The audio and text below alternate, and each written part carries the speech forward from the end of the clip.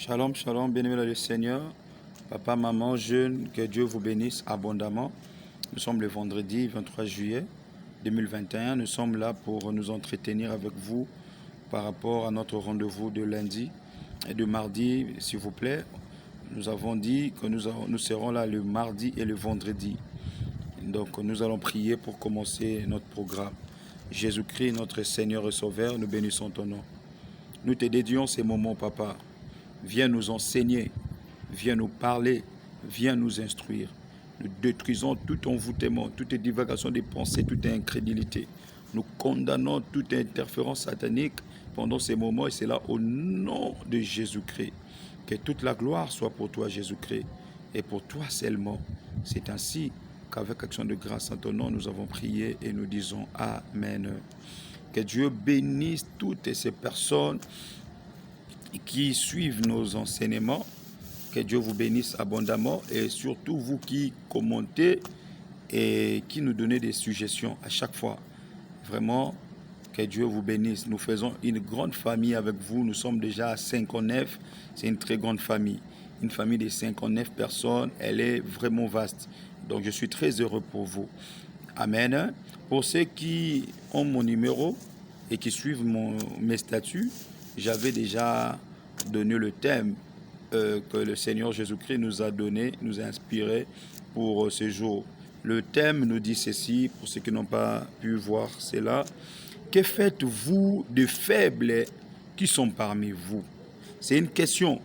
Le Seigneur m'a envoyé vous poser cette question, soit nous poser cette question. Le Seigneur nous pose la question de savoir qu'est-ce que nous faisons de faibles qui sont parmi nous. Alléluia. Et le faible, qui est faible? Selon le français ou selon la rousse, on nous dit qu'un faible, c'est celui qui est fragile, celui qui n'a pas assez d'endurance. Un faible, c'est celui qui est dépourvu de force. Alléluia. Béni le Seigneur, vous allez remarquer que partout où nous vivons, autour de nous, il y a des gens qui sont d'une manière ou d'une autre faibles par rapport à nous. Amen. Bien-aimé, si dans ta maison, tu as une voiture, une belle voiture, et qu'à tes côtés, il y a des gens qui marchent à pied, par rapport à toi, ces gens sont faibles. Dites Amen.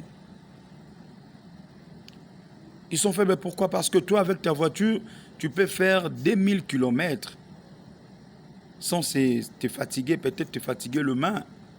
Mais eux, ils ne sauront pas le faire. Alléluia. Si vous mangez à votre faim et que juste à côté de vous, il y a des gens qui manquent de quoi mettre sous la dent, ces gens-là sont faibles par rapport à vous. Mais comment vous traitez ces gens? Comment nous traitons ces gens? Alléluia. Qu'est-ce que nous faisons de ces gens? Il y a parmi nous beaucoup qui malmènent le faible. On dit le faible, il est déjà fragile. Imaginez que vous voulez lancer une œuf sur le mur. Alléluia. On peut lancer un morceau de patate douce qui n'est pas encore mûre ou qui n'est pas encore préparée, je veux dire, sur le mur. Ça pourrait avoir des dégâts, mais le dégât ne sera pas fatal. Mais lorsque vous prenez une œuf ou un œuf et que vous lancez cela dans un mur, c'est-à-dire vous voulez casser cet œuf. Alléluia. Bien-aimé le Seigneur, qu'est-ce que tu fais? Comment tu traites? Comment tu considères? Comment tu prends le faible qui est au milieu de toi? Qui est à tes côtés? Nous allons lire un passage. Et ici, nous parlons plus, je m'adresse plus à l'Église. Comment aujourd'hui l'Église de notre temps traite le faible? La Bible déclare ceci. Je lis Actes des Apôtres, chapitre 12. Je vais lire les 12 premiers versets. Je lis au nom de Jésus. La Bible déclare, vers le même temps, le roi Hérode s'est mis à maltraiter quelques membres de l'Église. Et il fit mourir par l'épée Jacques, frère de Jean. Voyant que cela était agréable aux Juifs, il fit encore arrêter Pierre. C'était pendant le jour de pain sans levain. Après l'avoir saisi et jeté en prison, il le mit sous la garde de 4 escouades, de 4 soldats, chacune avec l'intention de le faire comparaître. Je reprends le verset 4. Après l'avoir saisi et jeté en prison, il est mis sous le garde des 4 escouades, de 4 soldats chacune, avec l'intention de le faire comparaître devant le peuple après la Pâque. Pierre donc était gardé dans la prison et l'Église ne cessait d'adresser pour lui des prières à Dieu. La nuit qui précéda le jour où Hérode allait le faire comparaître, Pierre, lié de 2 chaînes, dormait entre 2 soldats et des sentinelles devant la porte gardée. Lié de 2 chaînes, dormait entre 2 soldats et des sentinelles devant la porte gardée la prison. Verset 7. Et voici un ange du Seigneur survint et une lumière brillant dans la prison. L'ange réveilla Pierre en le frappa au côté et en disant, « Lève-toi promptement. » Le chaînes tombèrent de ses mains. Et l'ange dit, « Mets ta ceinture et tes sandales. » Et il fit ainsi. L'ange lui dit encore, « Enlève-toi, enveloppe-toi de ton manteau et suis-moi. » Le verset 9. Pierre sortit et le suivit, ne sachant pas que ce qui se faisait par l'ange fut réel. Il s'imagina avoir une vision. Lorsqu'ils eurent passé la première garde, puis la seconde, ils arrivèrent à la porte de fer qui mène à la ville et qui s'ouvrit d'elle-même devant eux. Ils sortirent et s'avancèrent dans une rue. Aussitôt l'ange quitta Pierre. Verset 11. Revenu à lui-même, Pierre dit, « Je vois maintenant d'une manière certaine que le Seigneur a envoyé son ange et qu'il m'a délivré de la main d'Hérode et de tout ce que le peuple juif attendait. » Le verset 12. Après avoir réfléchi, il se dirigea vers la maison de Marie, mère des gens surnommés Marc, où beaucoup de personnes étaient réunies et priaient la parole du Seigneur. Amen. Que Dieu vous bénisse encore infiniment. Bien-aimés dans le Seigneur, la Bible déclare ceci. Un jour, nous connaissons tous cette histoire. Je vais rapidement atterrir parce qu'on a passé des temps. La Bible déclare, on a arrêté Pierre. Bien-aimés, écoutez très bien. On arrête Pierre. Pourquoi? Parce que Hérode, qui avait tué précédemment un frère, un ami de service à Pierre, alléluia, ou de Pierre, la Bible déclare, il faut mourir par le peu Jacques. Jacques était l'un des amis de service de Pierre. Et lorsque Hérode tue ou fait tuer Jacques, il arrête Pierre. Et il arrête Pierre pour le tuer. Et la Bible déclare que pendant que Pierre était dans la prison, était enchaîné en prison, Pierre s'était affaibli. Il s'était affaibli, il s'est même assoupi et il a dormi.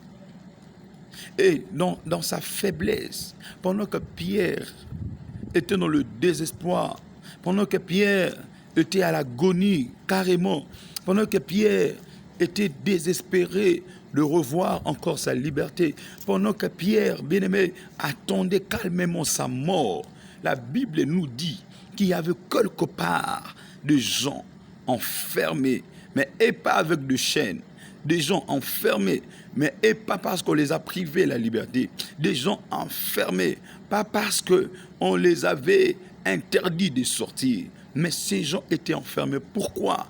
Parce que l'un d'eux était faible enfermé quelque part. Ils ont dit, tant que Pierre ne sera pas avec nous, nous ne sortirons pas de ces lieux. Nous allons prier. Bien-aimés dans le Seigneur, écoutez-moi. Ces gens, ils avaient peut-être aussi leur famille. Ils avaient peut-être aussi d'autres occupations. Ils avaient peut-être aussi d'autres devoirs qu'ils devraient accomplir. Mais à cause de l'un d'eux qui était faible, ils se sont enfermés dans la prière. Qui a dit Amen? Bien-aimés dans le Seigneur, est-ce qu'il y a-t-il encore de frères qui peuvent refuser d'aller au travail pour prier pour leurs bien-aimés qui sont faibles? Faibles peut-être devant l'impudicité, faibles peut-être devant le chômage, devant le célibat, faibles peut-être devant les réclamations maléfiques de leur famille. Bien-aimé, combien de fois as-tu déjà pris de ton temps pour intercéder en faveur d'un faible qui t'entoure, d'un faible que tu connais?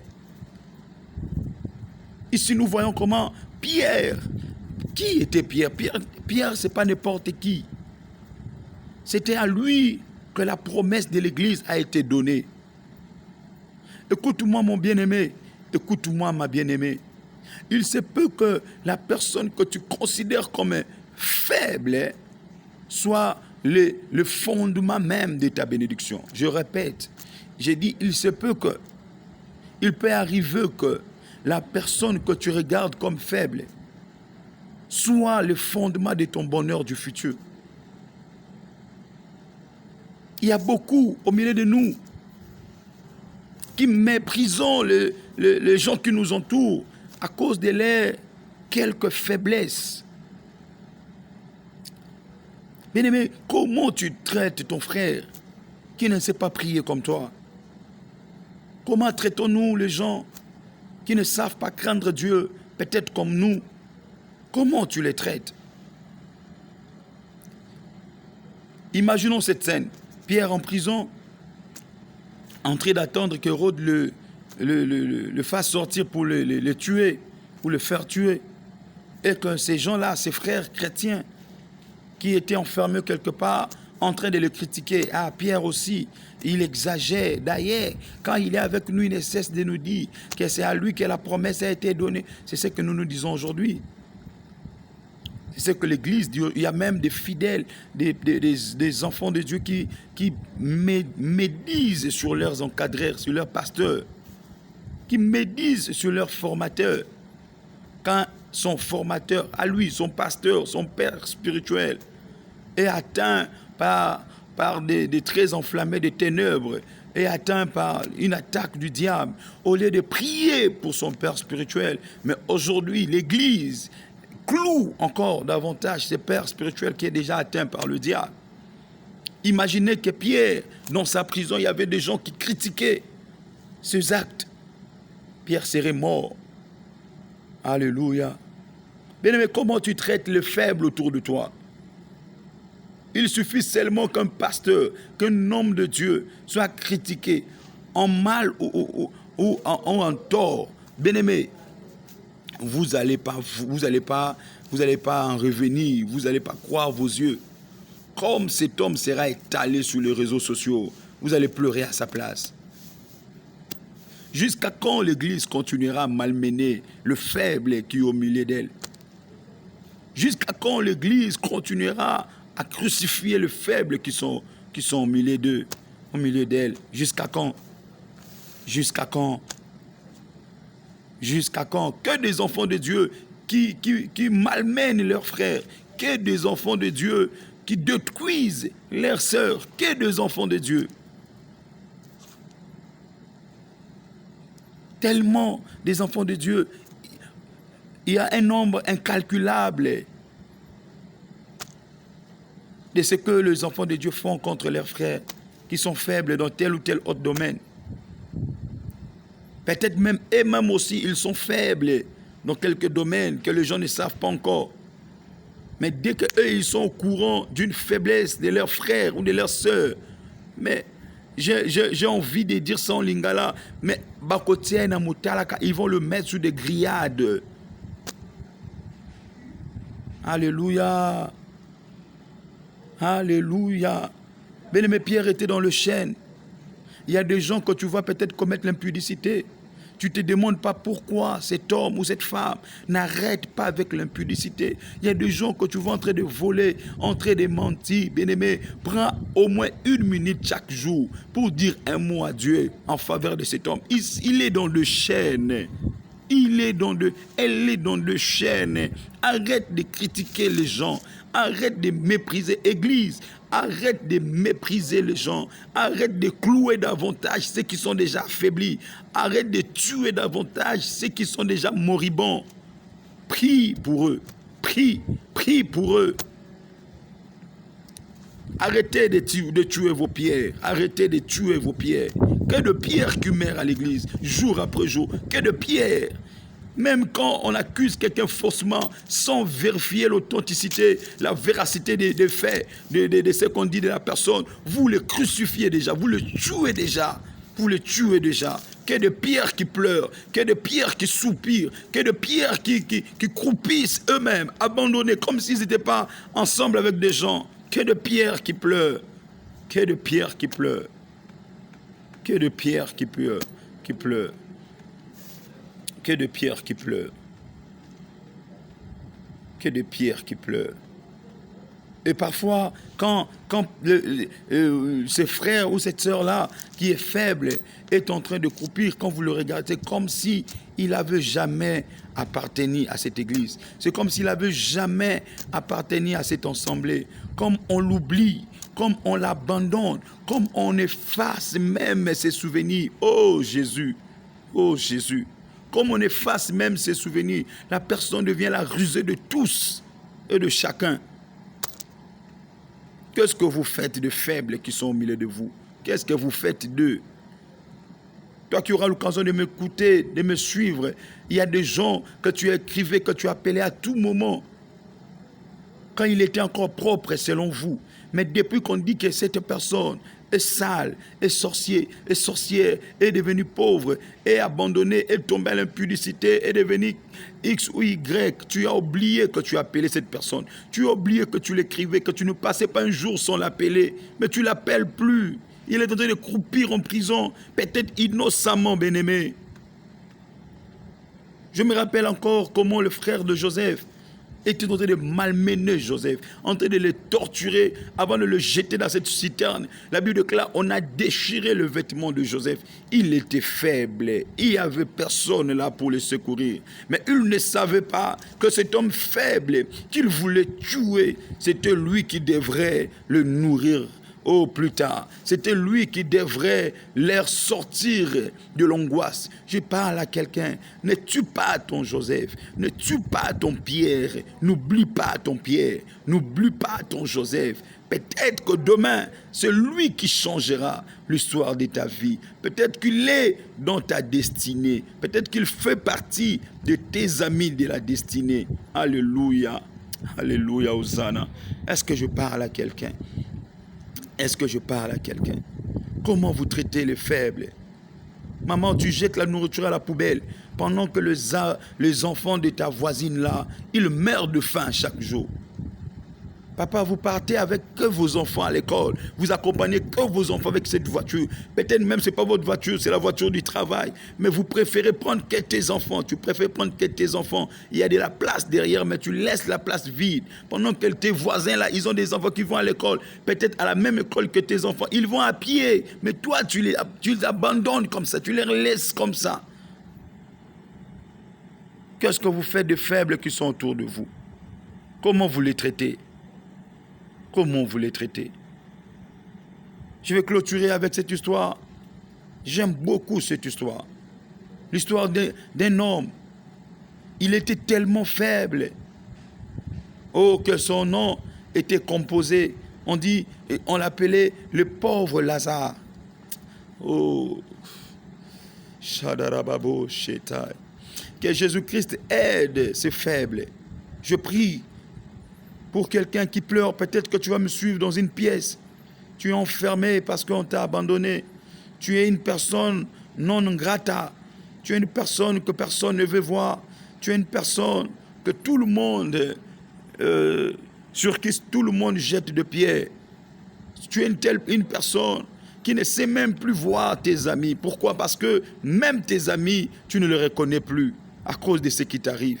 Laisse-moi te rassurer qu'il y a quelqu'un là-haut qui te connaît, qui t'aime et qui est prêt à te tendre sa main pour te sortir de cette faiblesse. Il est là à tes côtés. Tu n'as pas besoin de l'attendre pour savoir qu'il est là. Tu n'as pas besoin de le voir avec tes yeux pour savoir qu'il est là. Mais il est là. Il te connaît par ton nom. Tiens bon, mon frère, ma soeur. Ne lâche pas prise. Jésus-Christ te connaît. Jésus-Christ t'aime. Lui, il prend toujours la défense des faibles. Toujours la défense des faibles.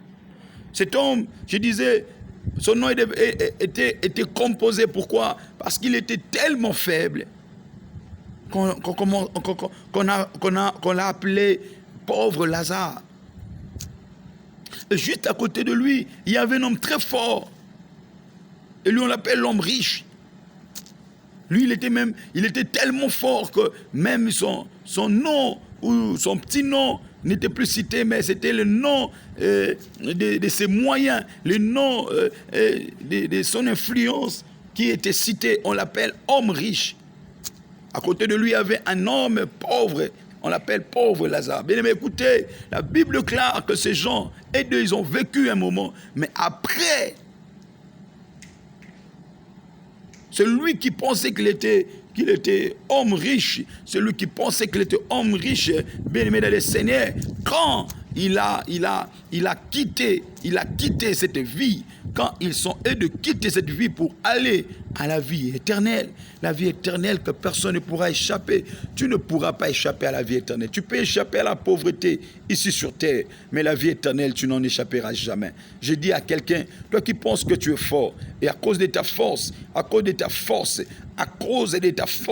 tu malmènes ce que tu penses être faible. Il arrivera un jour où ta force, bien-aimé, sera réduite à rien. Je répète, je dis, arrivera un jour où ta force sera réduite à rien. Le nombre de tes richesses ne te feront jamais échapper à la vie éternelle. C'est à la vie éternelle qu'on reconnaîtra les vrais forts et les vrais faibles. Je répète, c'est à la vie éternelle. C'est de l'autre côté de la vie, de l'autre côté, c'est de l'autre côté de l'éternité qu'on reconnaît les forts et le faible. La Bible déclare, bien-aimé, que quand ces gens sont morts, l'autre qui était homme riche, l'autre qu'on élevait, l'autre qu'on glorifiait, l'autre qu'on craignait, il se retrouvait, bien-aimé dans le Seigneur, dans une pauvreté contre toute attente. Il se retrouvait, bien-aimé dans le Seigneur, incapable d'avoir au moins un verre d'eau.